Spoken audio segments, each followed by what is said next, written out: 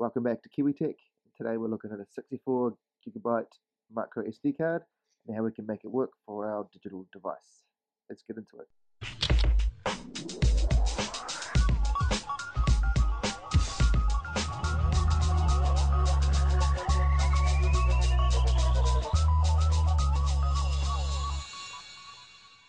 Before we talk about our micro SD card, we need to make sure that it's a class 10 card, or also known as UHS 1, which is equivalent of class 10.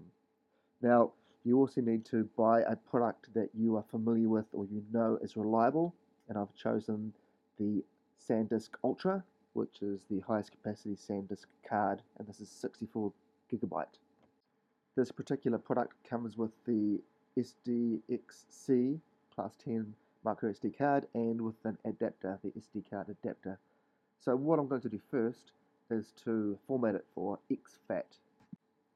Now the reason why I'm doing this and not formatting it for FAT32 is so I can store files over 4 gigabyte. Now you're probably thinking that you're not going to use files over 4 gigabyte, but believe me, you will.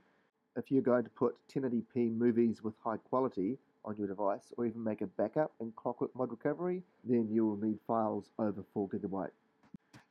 So there's a screen dump. My SD card is formatted for exFAT. Now when you first insert it into your device, the top left corner will have a little exclamation mark, and it may say that this card is not going to work, it has not been formatted properly.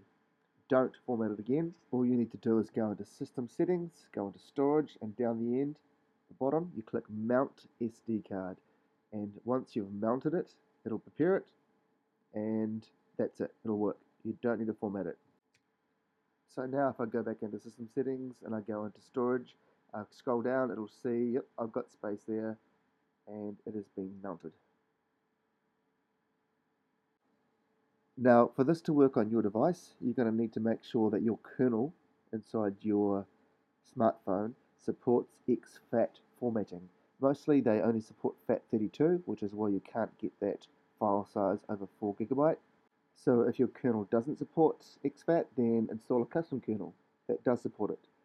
You will need to root for you to be able to do that. So I hope this has been informative. This is Kiwi Tech. Catch you next time.